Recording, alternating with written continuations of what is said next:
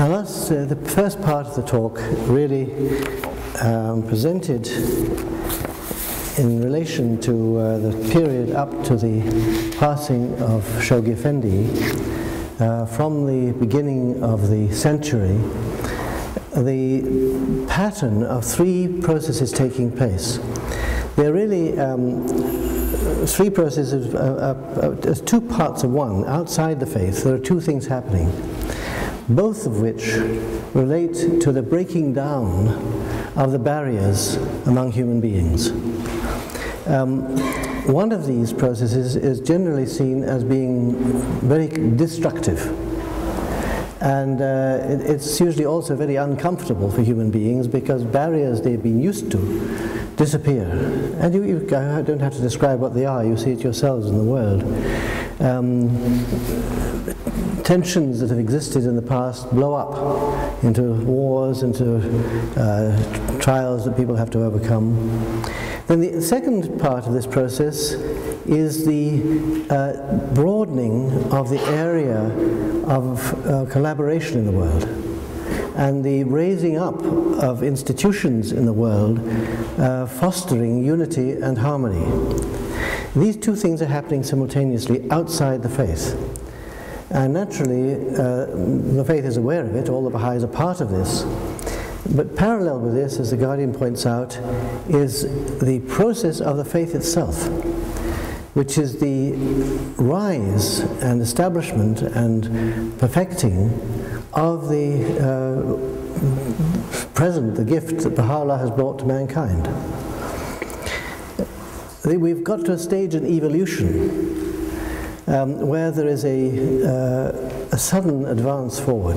Now, evolution, apparently, the more they study it, proceeds in this way. It isn't just a steady advance. There are great surges, which mankind then gets used to. And this has been detected by many people over these past years. H.G. Wells, for example, he was one of the writers and editors of what he called An Outline of History, which is, I think, a brilliant work, really trying to tackle the history of the world as distinct from just separate little histories of parts of it. And it has an interesting feature, inasmuch there was a board of editors.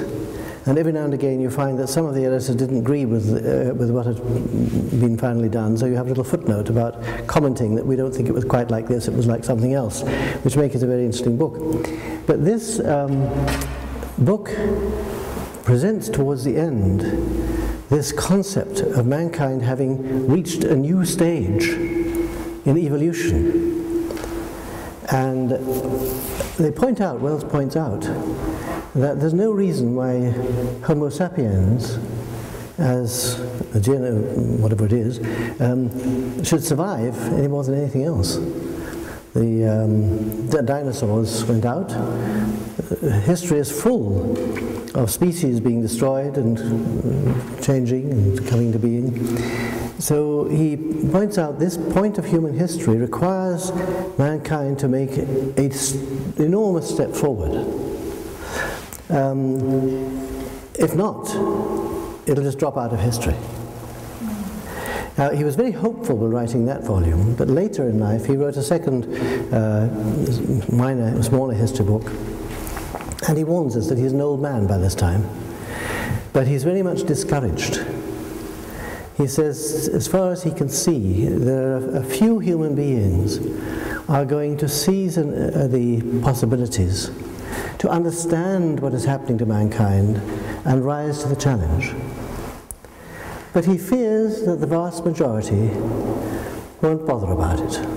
They'll carry on with their normal work and gradually just disappear. So that part of mankind, he came to the conclusion because of this, that mankind in fact was on its way out. Naturally we don't believe that, but we see the same process happening.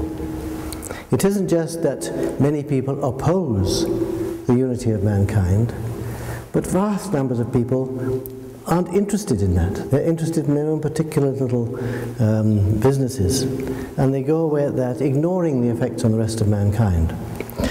So this is the pattern that the book portrays. These two advances, or two changes in the world as a whole, but above all, the importance of the rise of the faith. To a non-Baha'i sociologist, the rise of the faith may at this time seem to be a very minor issue.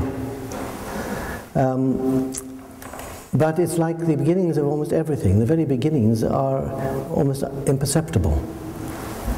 But understanding as we do that Baha'u'llah is the manifestation of God who is sent here precisely to raise mankind to the next stage of its evolution, we know that every aspect of the development of the faith is of tremendous importance for the whole of mankind.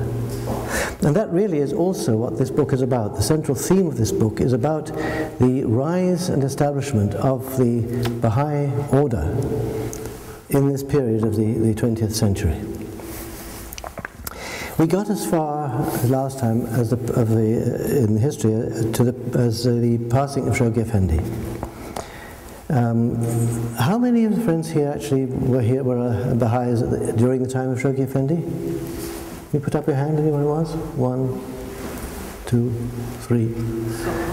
Were Baha'is during the lifetime of Shoghi Effendi? You were, obviously, yes?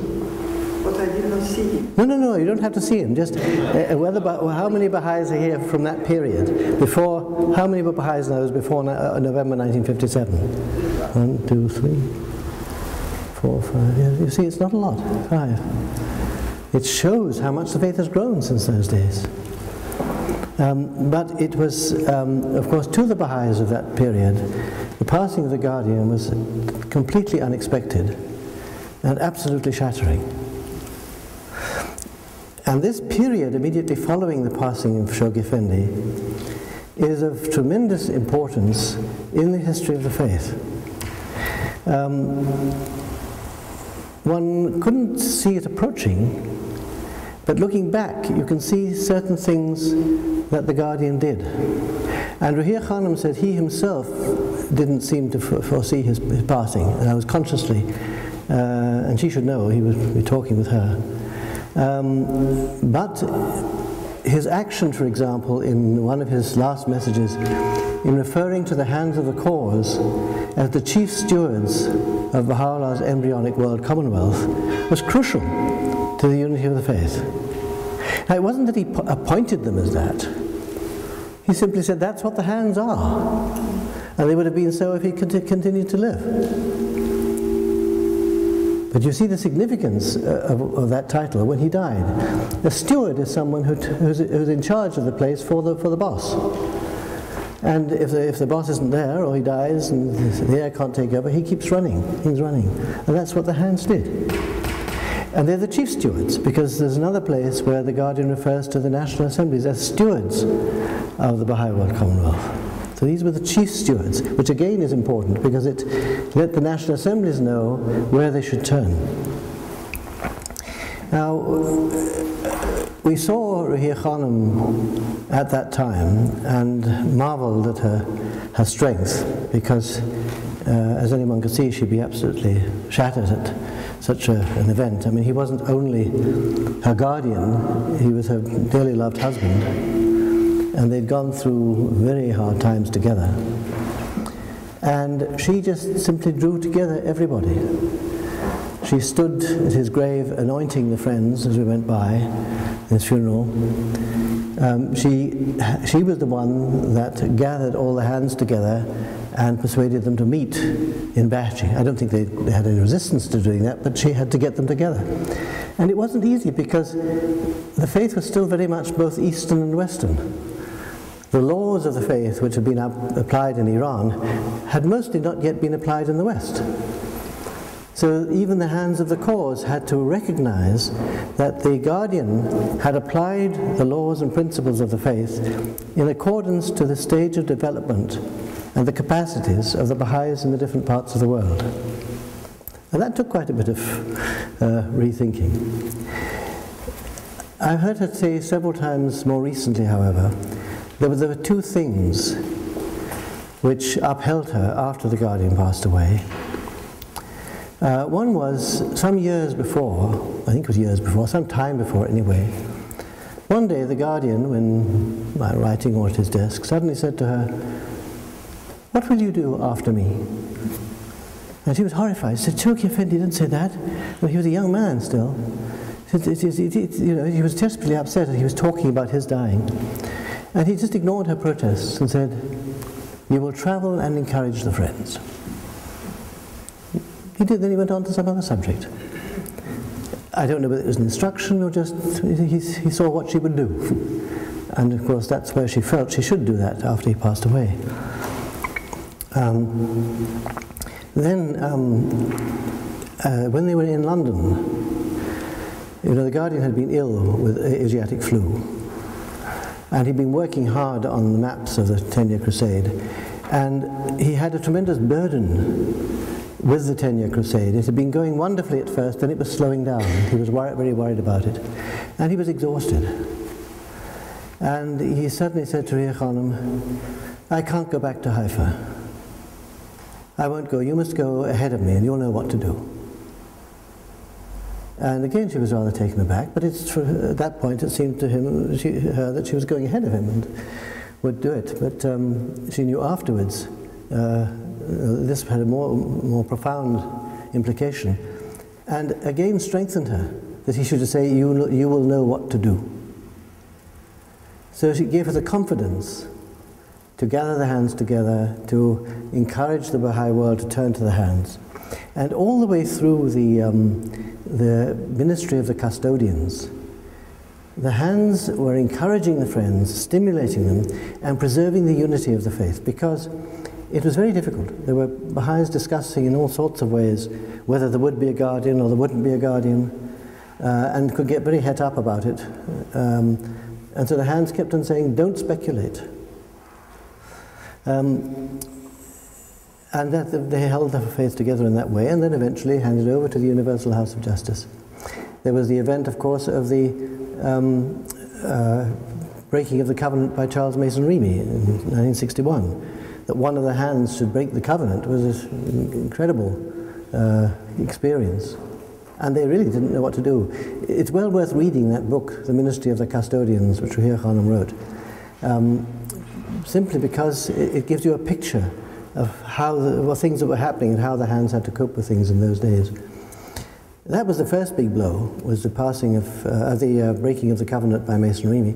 Then there was a second one, which I don't know if that book even mentions. But in Haifa and Akka, there were quite a number of Baha'is still.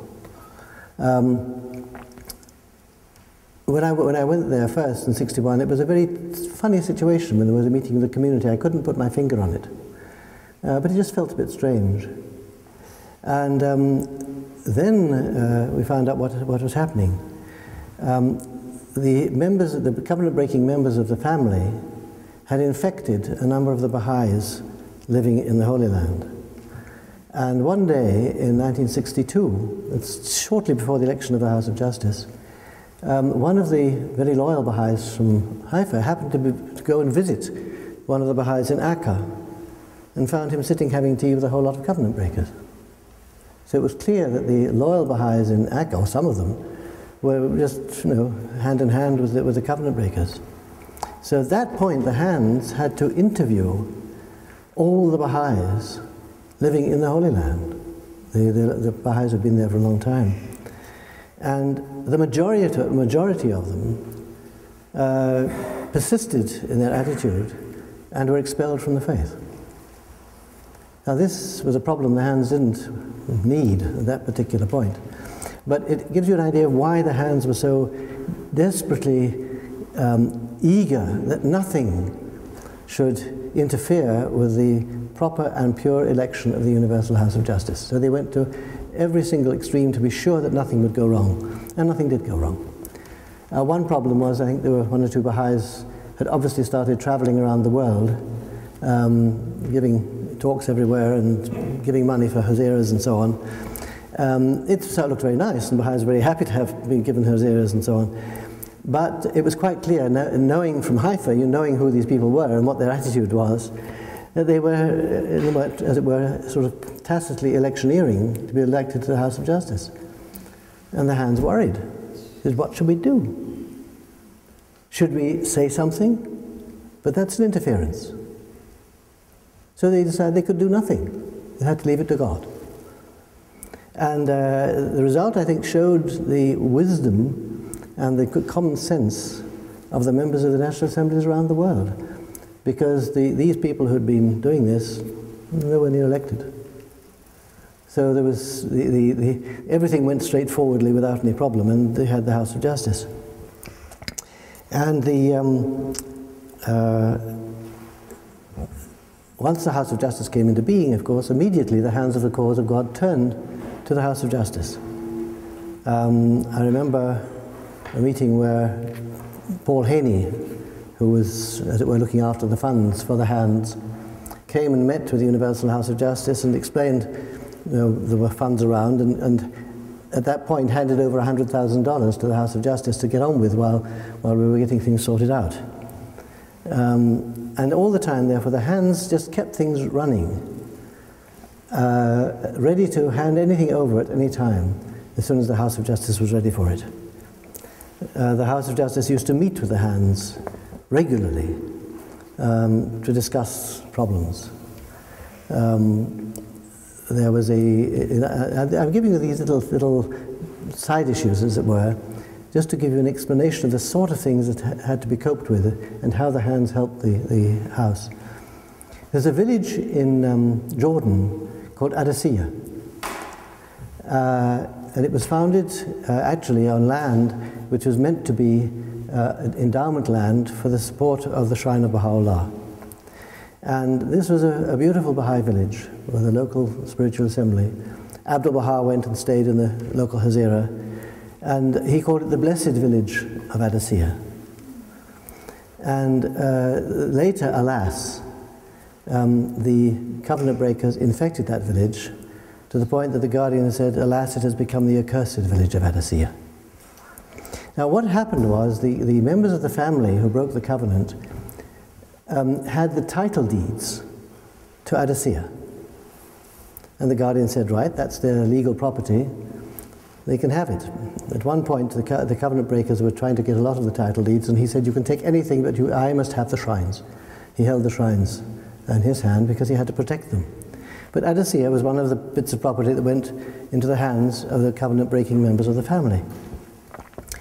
And so the Guardian made the covenant breakers and the tenants in Adasiya come to an agreement. And the agreement was that the tenants were never to be sent off the land. They had a right to be tenants. The covenant breakers were not to dismiss them. On the other hand, the tenants were never to obtain even a square meter of ownership of the land. The ownership must remain with the owners, who were the covenant breakers.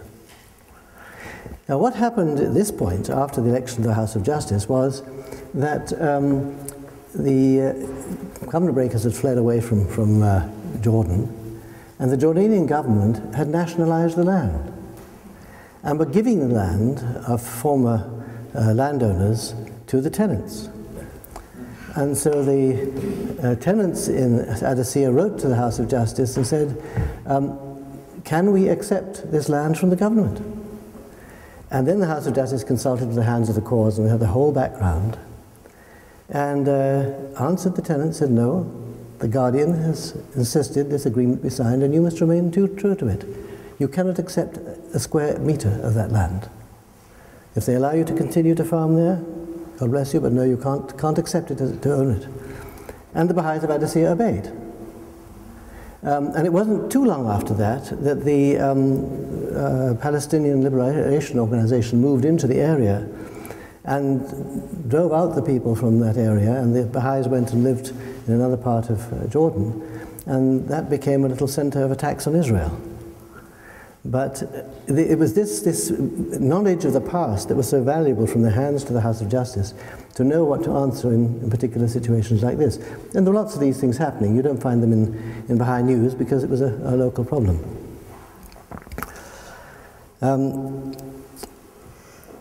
Now in the world as a whole, there was a profound, let's see,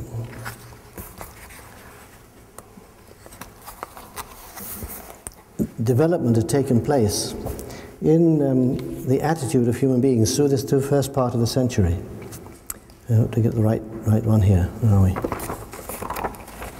Yeah. You know, after the war, you had the Cold War. Everyone was happily over the war with the Axis powers. Then, of course, there was the tension between the East and the West.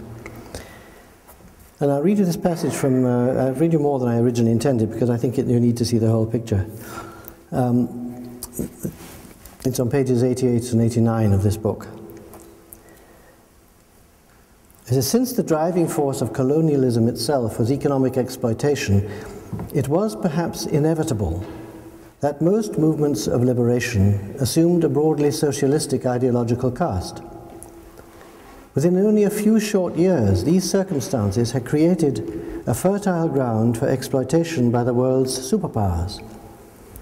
For the Soviet Union, the situation seemed to offer an opportunity to induce a shift in the existing alignment of nations by gaining a preponderating influence in what was by now beginning to be called the Third World. The response of the West, wherever development aid failed to retain the loyalties of recipient populations, was to resort to the encouragement and arming of a wide variety of authoritarian regimes.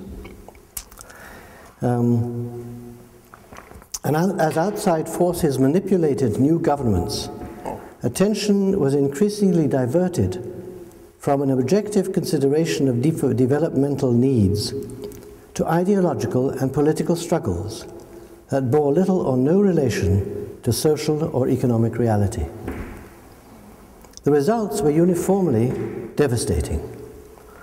Economic bankruptcy, gross violations of human rights, the breakdown of civil administration, and the rise of opportunistic elites who saw in the suffering of their countries only openings for self-enrichment. Such was the heartbreaking fate that engulfed one after another of the new nations who only short years before had begun life with such great promise. Inspiring these political, social, and economic crises was the inexorable rise and consolidation of a disease of the human soul, infinitely more destructive than any of its specific manifestations. Its triumph marked a new and ominous stage in the process of social and spiritual degeneration that Shoghi Effendi had identified. Fathered by 19th century European thought, acquiring enormous influence through the achievements of American capitalist culture, and endowed by Marxism with the counterfeit credibility peculiar to that system, materialism emerged full-blown in the second half of the 20th century as a kind of universal religion, claiming absolute authority in both the personal and social life of humankind. Its creed was simplicity itself. Reality, including human reality and the process by which it evolves, is essentially material in nature. That's the creed. The goal of human life is, or ought to be, the satisfaction of material needs and wants. Society exists to facilitate this quest, and the collective concern of humankind should be an ongoing refinement of the system aimed at rendering it ever more efficient in carrying out its assigned task. So these, of course, are all the benevolent things, nevertheless infused with materialism. With the collapse of the Soviet Union, impulses to devise and promote any formal materialistic belief system disappeared. Nor would any useful purpose have been served by such efforts, as materialism was soon facing no significant challenge in most parts of the world. Religion, where not simply driven back into fanaticism and unthinking rejection of progress, became progressively reduced to a kind of personal preference, a predilection, a pursuit designed to satisfy spiritual and emotional needs of the individual. The sense of historical mission that had defined the major faiths, learned to content itself with providing religious endorsement for campaigns of social change carried on by secular movements. The academic world, once the scene of great exploits of mind and spirit, settled into the role of a kind of scholastic industry, preoccupied with tending its machinery of dissertations, symposia, publication, credits, and grants. Whether as worldview or simple appetite, materialism's effect is to leach out of human motivation and even interest the spiritual impulses that distinguish the rational soul. Is it the resulting in the absence of conviction about the spiritual nature of reality and the fulfillment it alone offers, it is not surprising to find at the very heart of the current crisis of civilization a cult of individualism that increasingly admits of no restraint and that elevates acquisition and personal advancement to the status of major cultural values. The resulting atomization of society has marked a new stage in the process of disintegration about which the writings of Shoghi Effendi speak so urgently. So that, in other words, is the significance of what was happening in the second half of the 20th century outside the Baha'i faith. I'm trying to avoid the sun.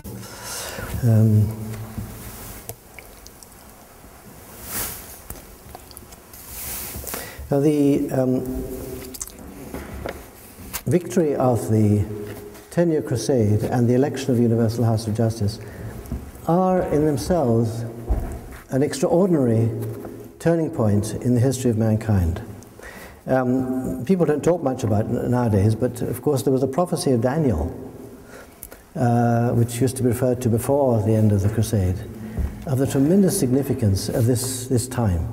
It will cause the whole of mankind to rejoice. It's come and gone, most of mankind have ignored it, but we shouldn't forget this prophecy.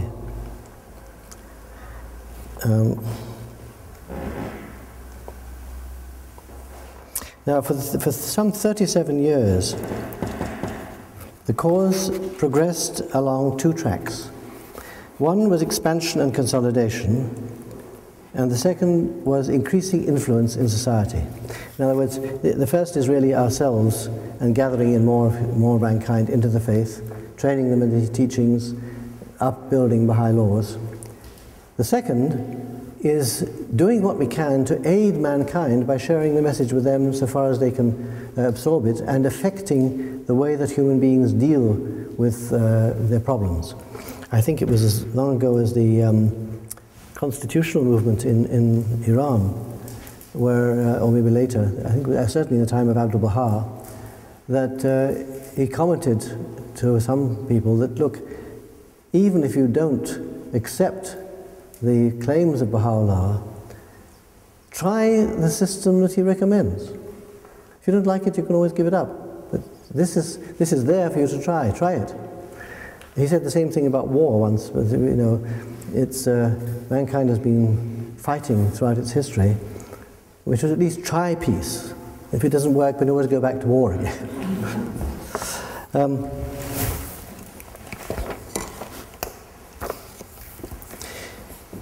So with this double process taking place in the world, the House of Justice established a series of teaching plans, very similar to the ones the Guardian had established in the world. I'll tell you when they were, because I always get confused myself of when they take place. The first of all, there was the 9-year plan from 64 to 73, and there was a year of respite after that. A 5-year plan, 74 to 79, a 7-year plan from 79 to 86, a 6-year plan for 86 to 92. Now that was followed in 92 by the Holy Year, the centenary of the ascension of Baha'u'llah. And then the whole pattern began to change. One reason was the increase in the volatility of human behavior and the situation in the world. The House of Justice felt unable to project long plans. So after 62, you have a 3-year plan. from 93 to 96. Then a 4-year plan from 96 to 2000. And then a 12-month plan from 2000 to 2001, up to the end of the 20th century. And you know now there's 2 more 5-year plans followed after that. The 4-year plan marked a major change within the Baha'i community. It wasn't sudden, it was part of the gathering of the experience of the past. Because as these plans have gone ahead, there was a progressive decentralization of the planning process. It became impossible to plan everything from the world center. Not only impossible, but undesirable. So more and more the planning was pushed down to the National Assembly level with the assistance of the councillors' advice and the auxiliary board members. It took the National Assembly quite a time to work out what the fixing of goals meant. Quite a lot of them simply sent a list of goals that were nothing more than wish lists, hadn't borne no relationship to the capacity of the community. And with an increase in the size of the community, it became more and more difficult to fix numerical goals, for example. When you have 20 assemblies, you can make a nice goal of double the number of the assemblies. When you have 1,500 assemblies, if you can double them, why can't you triple them? You know, the number is so enormous. You can't give that sort of thing. Some national assemblies wanted to have goals of so many new believers. And the House of Justice said, no, that's not within your capacity. You can't decide who's going to become Baha'is. You can have goals for what you're going to do. And you can open new territories, you can form local assemblies. But to say that so many people are going to become Baha'is is not a feasible goal. So we had to always continue to concentrate on what the Baha'is should do. And over this period, gradually, the assemblies and learned better and better how to plan. And of course, at the same time, the boards of councillors and the auxiliary board members were learning their functions. And it took quite a long time for the believers to really understand what councillors were, what they were meant to do, how they fitted into the whole structure. Because some Baha'is, you know, this is, I was warned again, the thing I was saying the other day, try not to double guess what things mean for the future. We have to accept as Baha'is that because this is the kingdom of God on earth and we're receiving divine guidance through the House of Justice and through the Guardian and Abdul Baha, there are things we don't know and we can't know. It's God's business. So we shouldn't try and cook things up for ourselves before they're ready for delivery to us. One of the things the friends thought up, some friends, not many, after the passing of the Guardian was that the institution of the hands of the cause was a temporary thing. Rather like a scaffolding when you're going to build a building. That the real essence of the faith, the real administrative order, was the Universal House of Justice, the National Assemblies, local assemblies. And this other arm is a sort of funny excrescence which we seem to have around. And the real explanation was it's only a temporary thing, and once it's built up the national and local assemblies, then it'll disappear. Which is a complete misunderstanding of the whole basis, but it shows how people, by trying to explain away things they find uncomfortable, can get into all sorts of difficult situations. When we find something in the faith uncomfortable, we have to try and educate ourselves into being comfortable with it. And to understand it by understanding it in its full context. And we shouldn't be ashamed that it takes us time. We're only ordinary human beings. We're the ones that God was able to get to accept his faith after the real invitees turned it down. I mean, the kings of the world and the leaders of the churches should have become Baha'is. They didn't. Okay, we've got to struggle and do what we can. One thing that happened during this period, up to the 4-year plan, of course, was the large-scale conversion of people into the faith. It started, I think, in Africa, and then spread to the Pacific and Latin America and India. India was extremely rapid. And how to deal with that was a thing we had to learn. Isabel Sabri, you know, was one of the counselors at the International Teaching Center, and she was a pioneer to Africa. She first pioneered to Britain, and she was a pioneer to Britain, I remember, when I became a Baha'i. and she married Hassan Sabri, and they pioneered to Africa. And she was on pilgrimage talking to the Guardian about the time that Uganda was having vast numbers of new Baha'is. And she was very worried because quite a large number of these new Baha'is left the faith again. And she said this to the Guardian, what are we going to do? And he says, don't worry. He says, the time will come when people will flow in and out of the faith like a tide. The essential thing is never close the doors.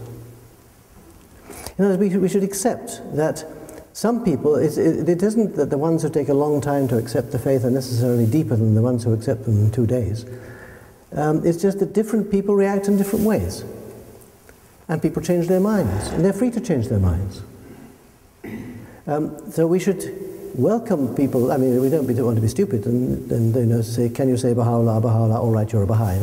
That's ridiculous. But we should understand when people say they really do believe that we should accept them and try and integrate them into the community and not be worried that some should then go out again. That's their right.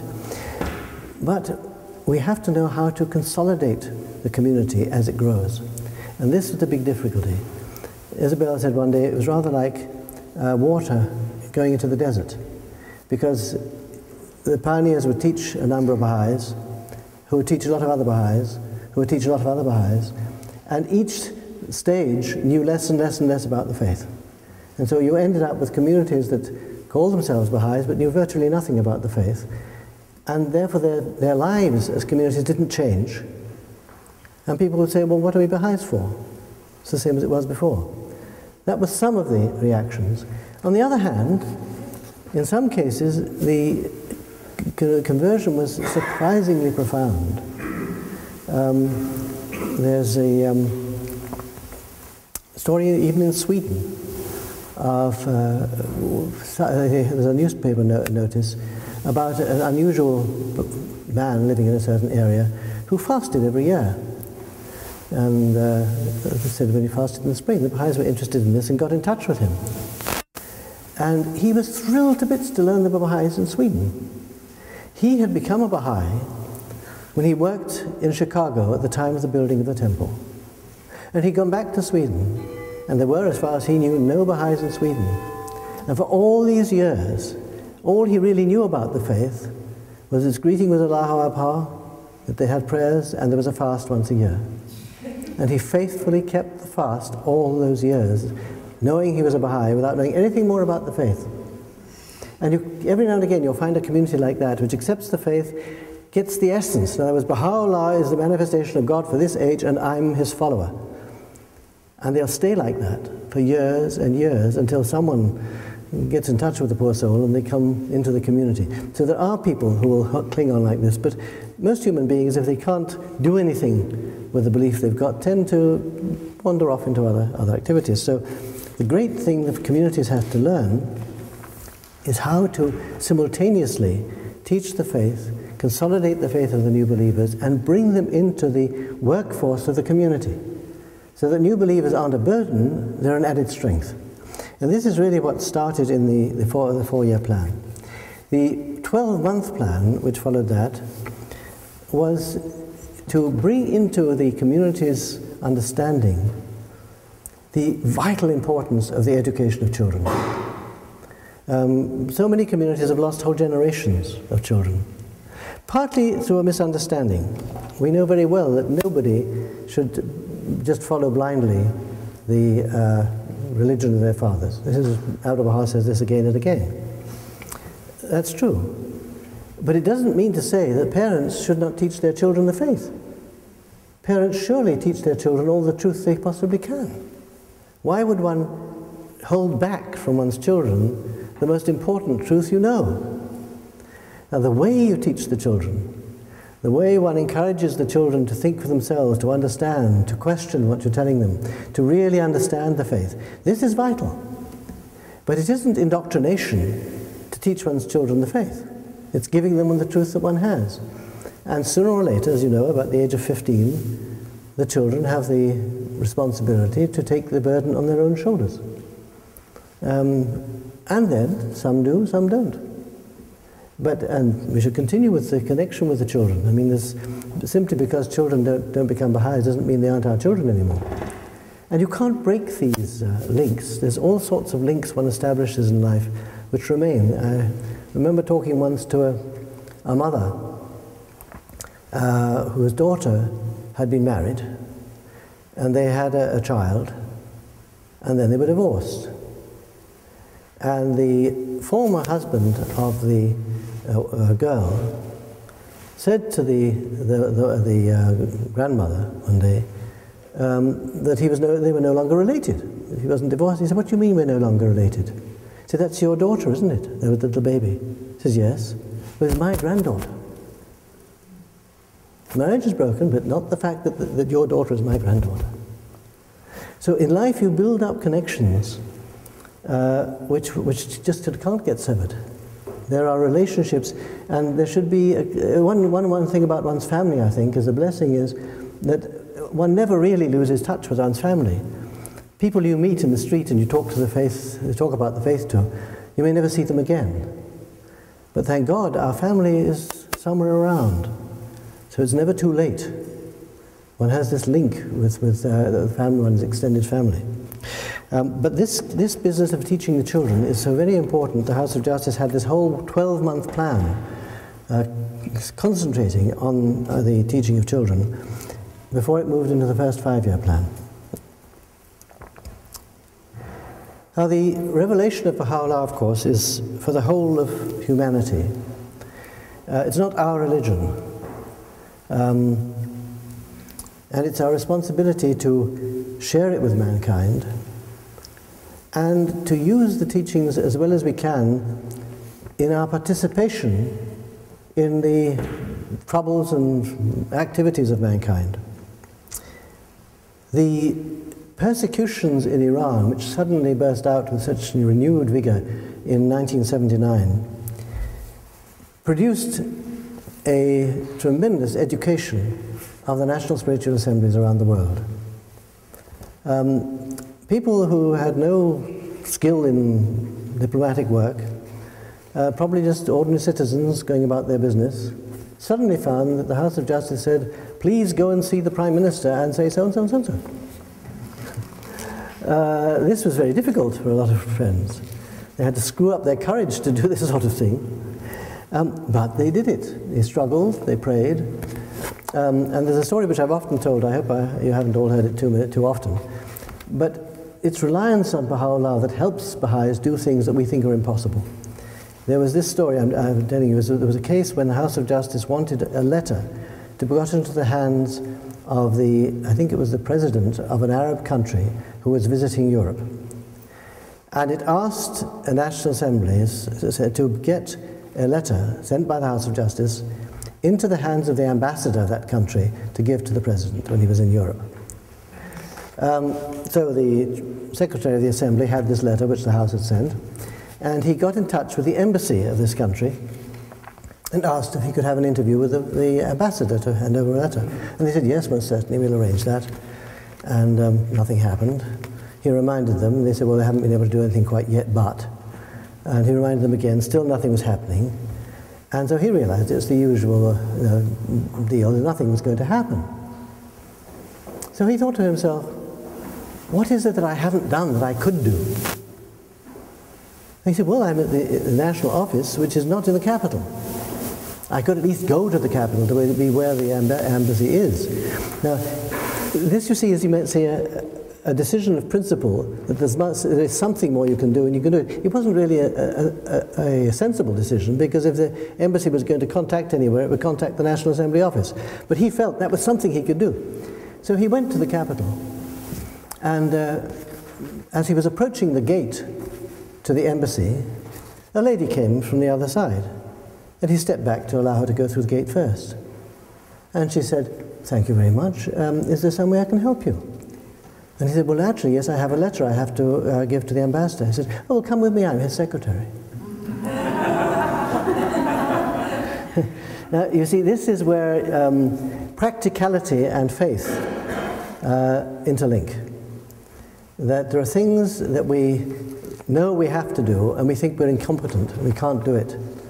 if we pick ourselves up and start to do it, that's when Baha'u'llah comes in and does things. I remember the Hand of the Cause, Paul Haney, saying once that he had this often when he was given tasks by the House of Justice. He was the hand who often used to go to visit the officials in Jerusalem. He was very useful, actually. He's a very tall man. So if it was a big gathering, I remember I went with him on at least one occasion to a presidential reception. And we were all gathered round, crammed in this room. And he wanted to know when the president came in. The president wasn't such a big man. And Paul was like a periscope above everybody else. And so as soon as he saw the president enter the room, he'd say, "Come with me." You see, and he'd come across and he'd see the president.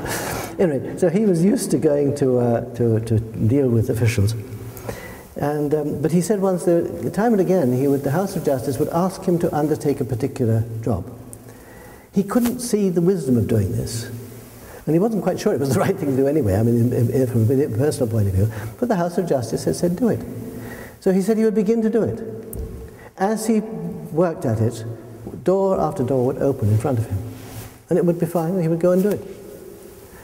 But if he just thought of all the problems, not, well, I can't really do it, and how else can we manage things, it would never have got done. So it's this combination of trust in Baha'u'llah, reliance on him, and using our own good thinking machinery to do what we think is best that will help the faith. So this involvement of the National Assemblies, of course, had a tremendous effect on the relationship of the faith to the public generally. There's a lovely thing happened in America. Again, I may have told you, I hope not. My memory is so bad I tell you things several times. In Washington, there were Baha'is who happened to overhear two members of the State Department talking to one another. And the matter at issue was a report of something was happening in Iran. And they weren't quite sure whether this report could be relied on or not. And one of the State Department people said to the other one, have you checked with Wilmette? Now, this is extraordinary. The faith is a very small thing in America in a sense, but you see the intimacy. Two things. One is, if Wilmette said it's okay, it's okay. And that's the reputation we establish. The other is that the faith is so well known that one State Department member could refer to another, speak to another about Wilmette. Not the headquarters of the Baha'is in Chicago, but just Wilmette, and you know what they're talking about. This is a tremendous step forward. Another one, I'm told, is that when the faith becomes the subject of cartoons and newspapers, then we've really got there.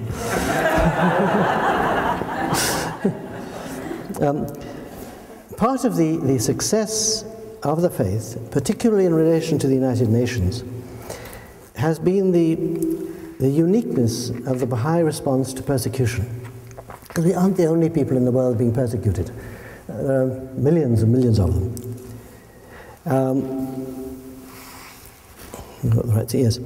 In the book it mentions that here. He says, the 20th century has, alas, been overwhelmed by the suffering of countless victims of oppression. What made the Baha'i situation unique was the attitude adopted by those who endured the suffering. The Iranian believers refused to accept the all too familiar role of victims. Like the founders of the faith before them, they took moral charge of the great issue between them and their adversaries. It was they, not revolutionary courts or revolutionary guards, who quickly set the terms of the encounter. And this extraordinary achievement affected not only the hearts, but the minds of those who observed the situation from outside the Baha'i faith. The persecuted community neither attacked its oppressors, nor sought political advantage from the crisis. Nor did its Baha'i defenders in other lands call for the dismantling of the Iranian constitution, much less for revenge. All demanded only justice, the recognition of the rights guaranteed by the Universal Declaration of Human Rights, endorsed by the Community of Nations, ratified by the Iranian government, and many of them embodied even in clauses of the Islamic Constitution. So this dignity and self-confidence and lack of vengefulness is an incredible thing you find in the Baha'i case, and it has had a profound effect, particularly on the United Nations. We've shown how the Human Rights Commission and its various agencies can work. Now this strengthened the Human Rights Commission, and there were other things happened in the world which greatly strengthened the public situation of the faith. One was in Germany. Yes, it says, two outstanding examples suggest the character and importance of these advances. The first was achieved by the National Spiritual Assembly of Germany, where the nature of Baha'i elected bodies had been challenged by local authorities as being technically incompatible with the requirements of German civil law. Now, what they were saying was that you cannot have one institution, namely a local spiritual assembly, under the authority of another incorporated institution in Germany. You can't have one company under the authority of another, and therefore the Baha'i constitution is unacceptable.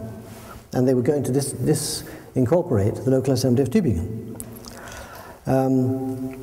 In upholding the appeal of the local spiritual assembly of the Baha'is of Tübingen against this ruling, Germany's constitutional high court concluded that the Baha'i administrative order is an integral feature of the faith, and as such is inseparable from Baha'i belief.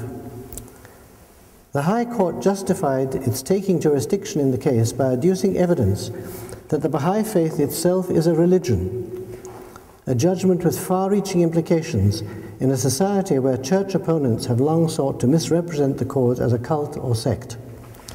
You see, there's a principle in German law that divine law supersedes civil law. I think they've got this for years because of the Catholic Church and the Protestant Church there. The definitive language of the judgment merits repetition, and this is the background to its decision which the Supreme Court adduced. He says, the character of the Baha'i faith as a religion and of the Baha'i community as a religious community is evident in actual everyday life, in cultural tradition, and in the understanding of the general public, as well as of the science of comparative religion. That's one thing after another.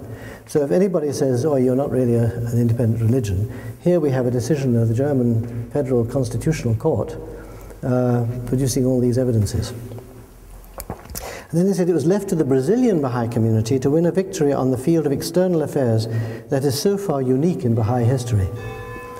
On 28 May 1992, its country's highest legislative body, the Chamber of Deputies, held a special session to pay tribute to Baha'u'llah on the centenary of his ascension.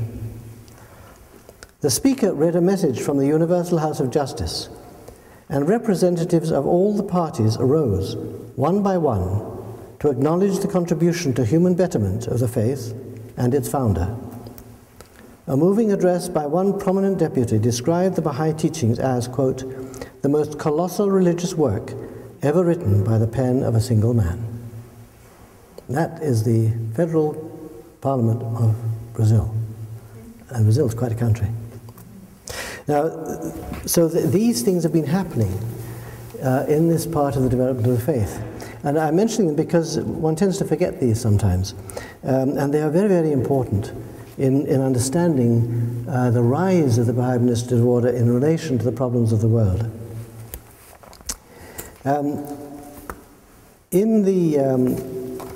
At the time of the,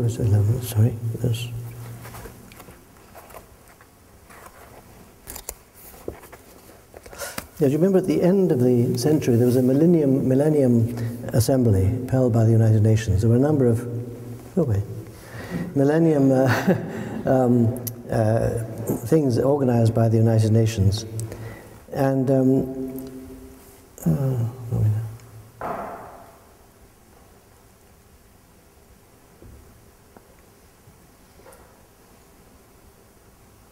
yes, it says the changes wrought in humanity's social and moral life received powerful endorsement as a series of international gatherings called under United Nations authority to mark the approaching end of one millennium and the beginning of a new one.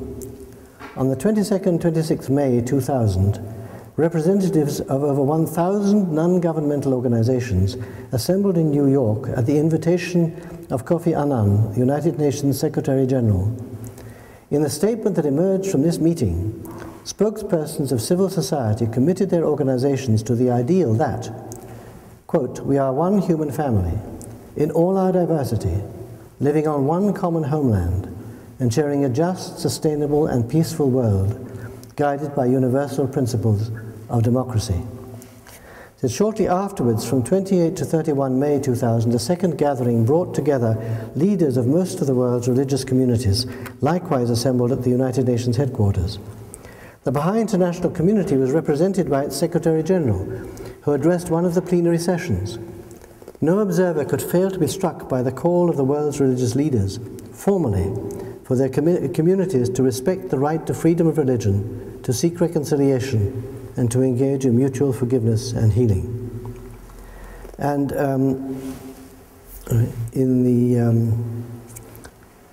yes, nothing so dramatically illustrates the difference between the world of 1900 and that of 2000 than the text of the summit resolution signed by all the participants and referred by them to the United Nations General Assembly.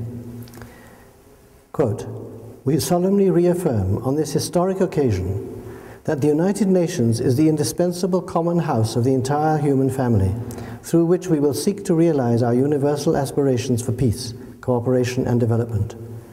We therefore pledge our unstinting support for these common objectives and our determination to achieve them. And in concluding this sequence of historic meetings, Mr. Annan addressed himself to the assembled world leaders in surprisingly candid terms, terms that, for many Baha'is, carried echoes of Baha'u'llah's stern admonition to the now vanished kings and emperors who had been these leaders' predecessors. Quote, it lies in your power, and therefore it is your responsibility to reach the goals that you have defined. Only you can determine whether the United Nations rises to the challenge. And that, for Kofi Annan, is pretty strong wording. The world as a whole and the media showed a cynical lack of interest to the whole of these events in the United Nations at the turn of the millennium. It really was something, they thought it was nice window dressing, nothing very important. But it was of fundamental importance.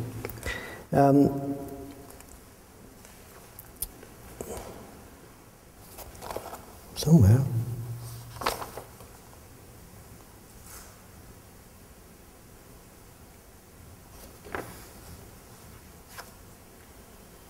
Sorry. I was going to quote something which I don't think I have anymore. Still, sorry. This is part of this whole proceeding. Oh, here we are. Yes, this is it. Sorry, I leapt ahead too far. You remember when Abdul Baha was in visiting Britain, he was invited to Edinburgh, and he stayed with the house of Mrs. White, who was the wife of, I think he was a moderator of the Church of Scotland. Any Scotsmen here who know that? Was it the Free Church or the Church? Free Church of Scotland. Okay. There's so many different Presbyterian churches in Scotland, it gets quite bewildering. The very famous letter he wrote to her afterwards contains the matter of the 7 candles of unity. And I want to finish by reading this particular part because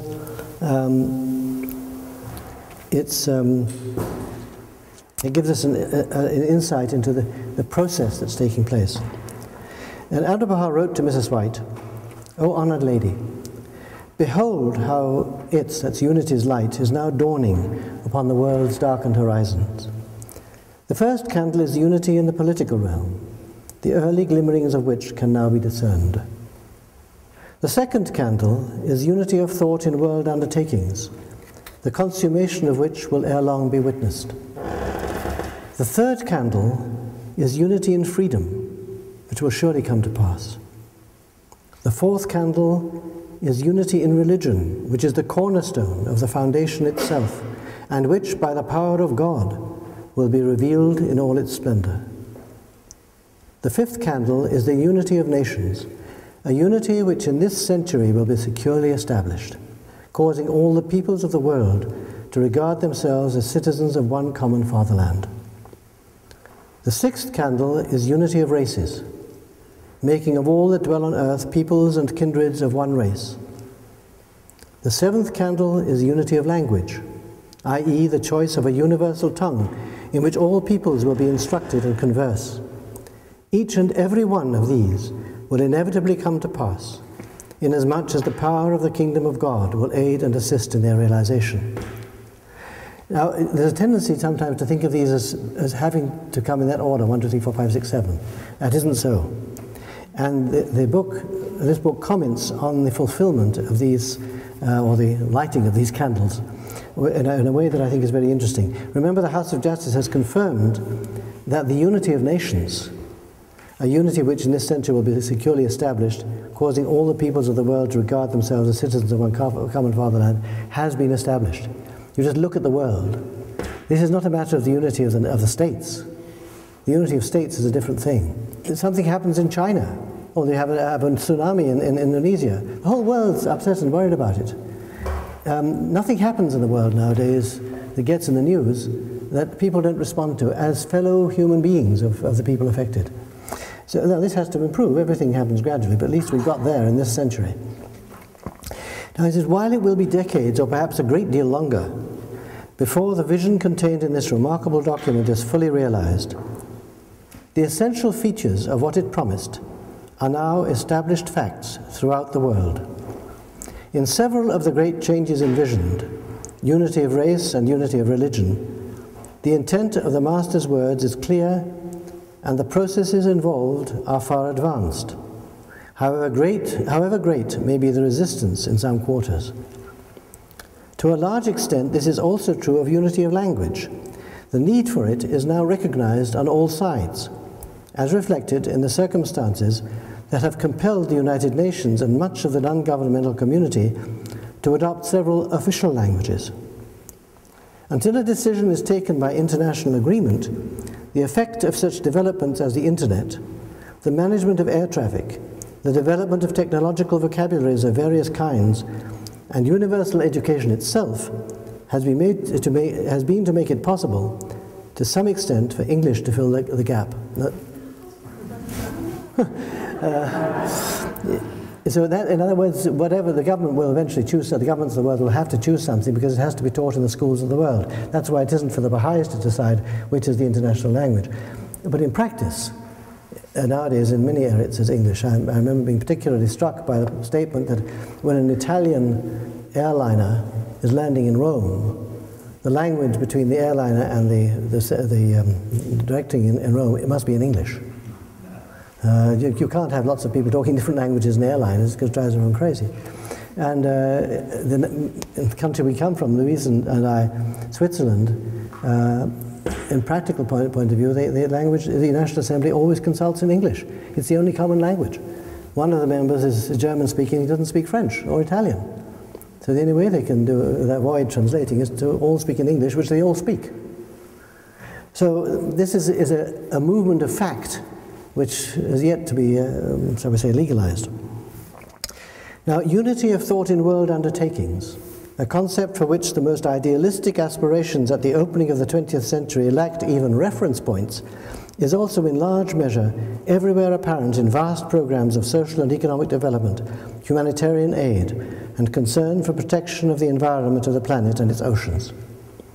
As to unity in the political realm, Shoghi Effendi has explained that the reference is to unity which sovereign states achieve among themselves, a developing process at the present stage of which is the establishment of the United Nations. The Master's promise of unity of nations, on the other hand, looked forward to today's widespread acceptance among the peoples of the world of the fact that however great the differences among them may be, they are the inhabitants of a single global homeland. Unity and freedom has today, of course, become a universal aspiration of the Earth's inhabitants.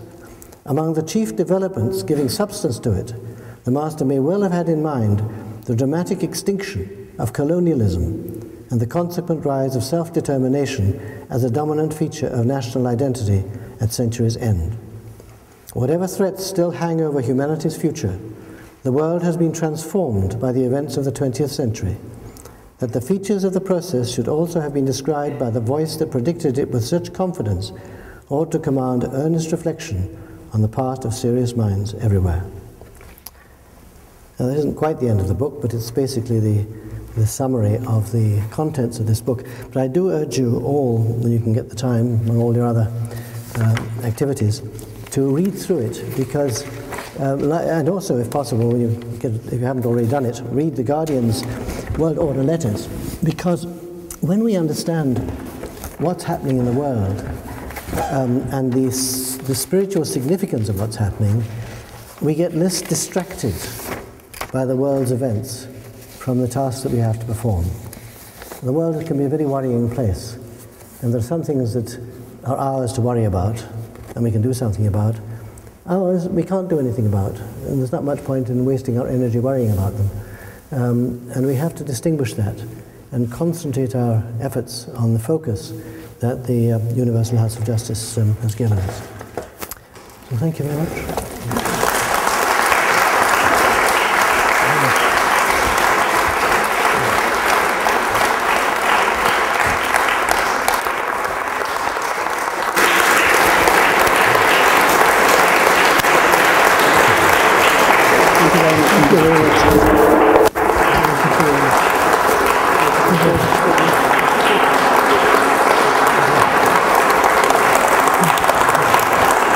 Thank you all very much.